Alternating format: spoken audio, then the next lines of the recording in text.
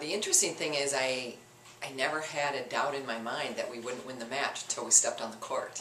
And that was a little frightening to me that we were in that exact repetitive mode. And not just down one game, but 2 games. And I walked into the huddle in the exact same manner that I walked in there down at Morris and said, well, we're going to be here for a while. We're not leaving the gym until we win. And the interesting thing was to be at home and say it to him. You know, I just said, this is it. We can't be losing. Our season can't end on a Wednesday night.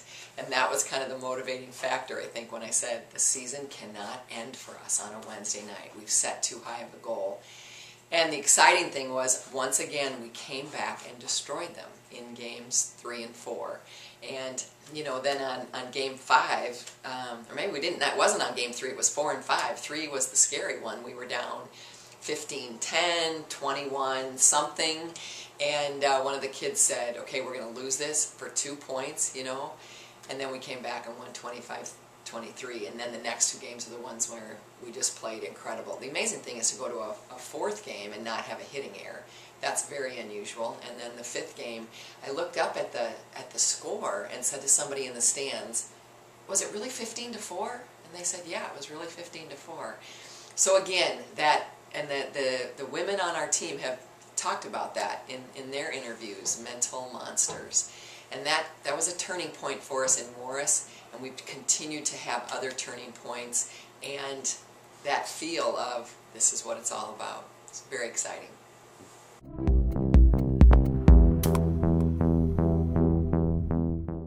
Well, the best thing was the crowd. That was really instrumental. Against Morris, the crowd, for me, was almost a distraction. We don't play under those kind of circumstances very often. And this year, the only place we played like that was at Northwestern on their homecoming, where we lost in 5, and we didn't play particularly well. So it was, you know, to have that feeling at home was great, to beat them. And then to be at home for the championship, the crowd, in my mind, was just key, mostly because it was our student athletes, supporting other student athletes. And that part is really exciting. Being the small campus that we are, you know, we do provide a lot of that venue for one another, and I think that was a great thing. And I had to go into a mindset that said they will not be a distraction for you. If anything, they're going to propel us. And again, games 1 and 2, you know, it was our time. There was no doubt in our minds.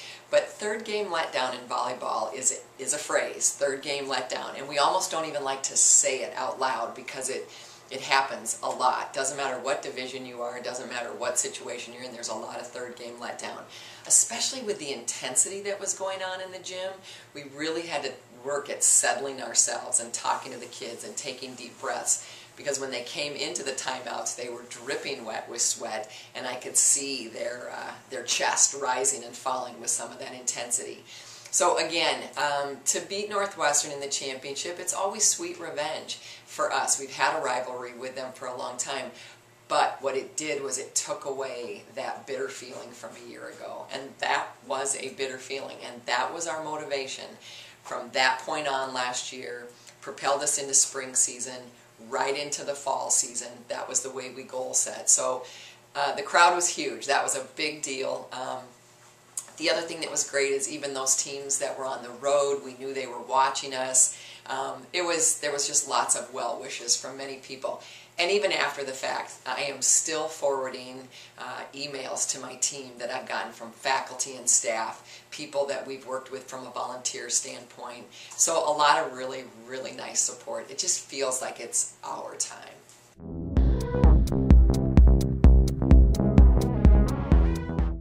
Well, anytime you go into a 5-game match, the numbers are going to be higher. However, Nikki is just in a groove right now. It's instinctive. That's something that can't be taught. It comes from year in and year out. you know, the neat thing too about Nikki is she's a brilliant student. She runs track here at the college for us, and she keeps her life in incredible balance. Nursing major, so very, very busy.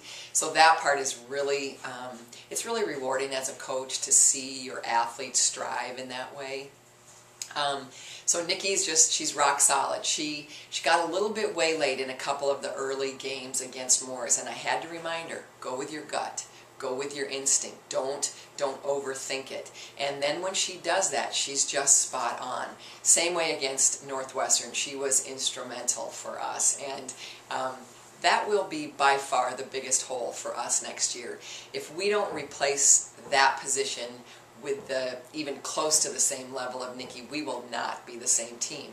We are very defensive oriented, meaning that when I look at middle blockers, I would prefer they block rather than swing. That part's important to us. And then the way our defense plays behind our block is really important. So that'll be a big hole for us to fill, and we are glad that we have been able to have her for the length of time, all 4 years here.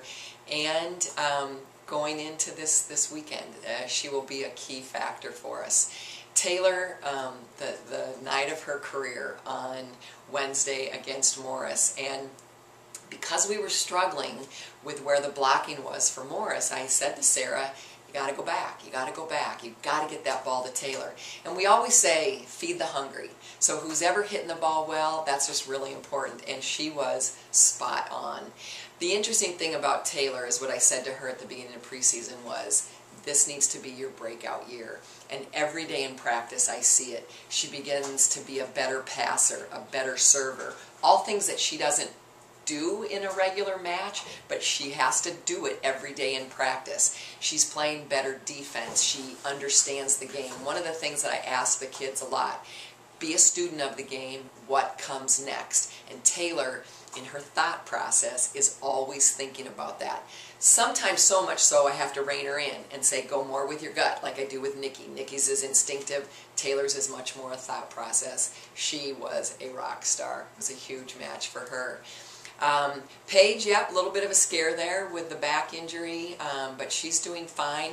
And her hitting percentage isn't really great right now against Northwestern, and that was okay. She has learned to pick up other parts of her game.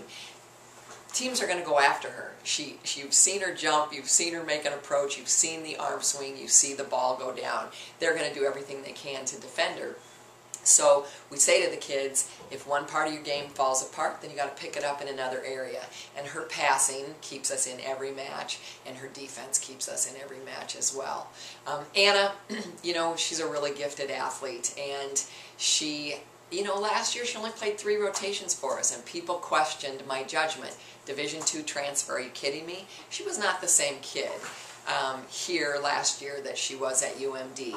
This year she's really come into her own because she's playing all 6 rotations, and I say to her every match, you need to continue to be a competitor, and she rises with that kind of a challenge.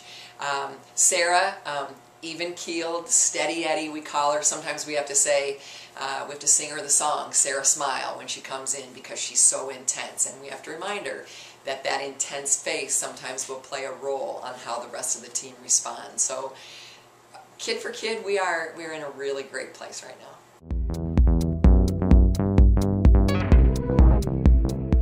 I'm excited about going to Concordia Moorhead. When we found out we were not going to be as local, you know, at St. Thomas or in the Twin Cities somewhere, it was kind of playing into my idea of where I wanted to be. I didn't want to be somewhere where people would bring a big crowd with them, and I wanted a little more level playing field. So that first was the first part of my plan that got answered.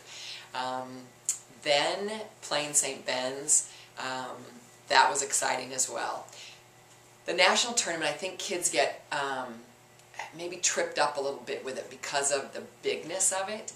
But having been the site rep for the national tournament the last 3 years, I feel very comfortable with where it is, what it's about. And I've been able to relay that to my women because I didn't want there to be any surprises from the standpoint that they would be nervous about this. So I've explained to them kind of the way everything works, and that's a real plus, I think, just having that experience. The other thing is, should we lose first round, I'm going to make them stay. We're going to stay and watch because I want them to experience it. A lot of teams, when I've been the rep, they come in on a bus, they get off the bus, they play, they lose, they go home. What part of that is about regional tournaments? So I want them to feel it because we could very well be back there again. The St. Ben's draw is great, having split with them. The first time we played them was the first weekend of the season when we were at St. Olaf. And then to play them and lose to them without our starting setter, first match of the morning. And I remember saying to Erica Birkland, our other setter, the first game she did not set Taylor Tilley once. And I said, she is our bread and butter. You have to spread that out. So we got a little waylaid right from the beginning. So I'm looking forward to that rematch. And interestingly enough, I have questioned myself. Will we have that same intensity? And I thought about this last night at midnight when I was awake thinking it through. And that is, do I need to prepare them differently for this than anything we've done thus far? And I need to ask them that today at practice. Are you feeling any sort of a letdown? Because the way we've gone about, you know, the first time we played Northwestern and lost, not the end of the world to us. But then, you know, to come back with Morris, that was kind of that key thing there for us, that character building. Then to beat Morris to beat Northwestern at home, and then to beat Morris in the first round, and then to get to our championship. We have laid it out exactly as we wanted to, and so I want to make sure that there isn't that letdown. If they do feel that, we're going to chat about that a little bit today at practice. But from here on out, you know, we've just got to be intense today and tomorrow here at home, and we're back in preseason mode. We've set up 3 courts in the gym, lots of fundamentals, and then when we get there to practice, we'll have a little bit better of a game plan, a little more game-like practice. So we're excited. We're thrilled.